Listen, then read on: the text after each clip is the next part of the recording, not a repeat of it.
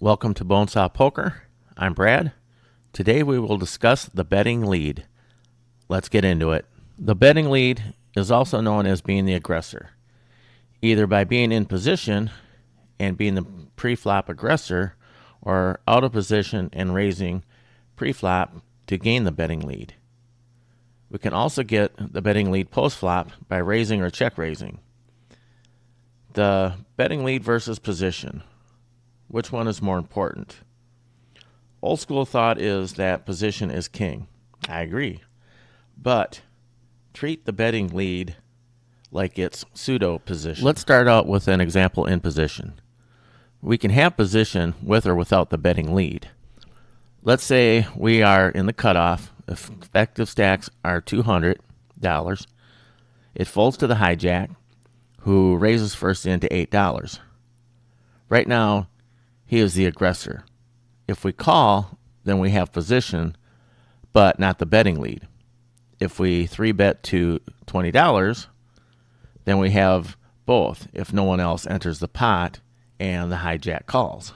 Our next example is the out of position. So we are in early position. We limp for $2. It folds to the cutoff, who raises to $10, and the big blind calls. We raise it to $40, cutoff calls, and the big blind folds. We are out of position, but since we raised it to $40, we have the betting lead. We are in charge. Post-flop, getting the betting lead. Pre-flop, cutoff raises to $8. Button calls, and we call in the small blind, big blind folds. We have Jack of spades, 9 of spades. Flop rolls out. We flop top pair on a Jack 6-3 rainbow board. We check. Cutoff bets $15. Button folds. And we raise to $45. Cutoff calls. We now have the betting lead. We're still out of position, but by taking the betting lead, we are offsetting that disadvantage. The goal of having the betting lead is to be in charge of the hand. Put the pressure of decision-making on villain. It's aggressive, not passive. Post-flop, out of position, check raising to gain the betting lead can be a good play. Too many players passively call bets post-flop. It's time to turn it around. Change the math into your favor and make them decide.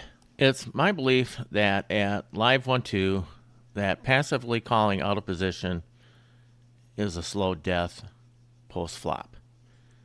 If you're able to go back through every hand that you play either out of position or didn't have the betting lead, you would see that most post-flop calls are really folds or raises. When villain bets post-flop, consider if a raise might be the best play. You can always LMIP, last money in pot unless improved.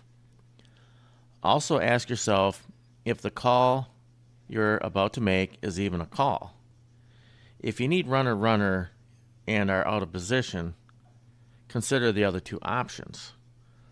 Oftentimes, a flop check raise will get villain to check back the turn, which means that you get to see both the turn and the river for the price of your check raise, which could pick up the pot right there. Keep the betting lead in mind while playing.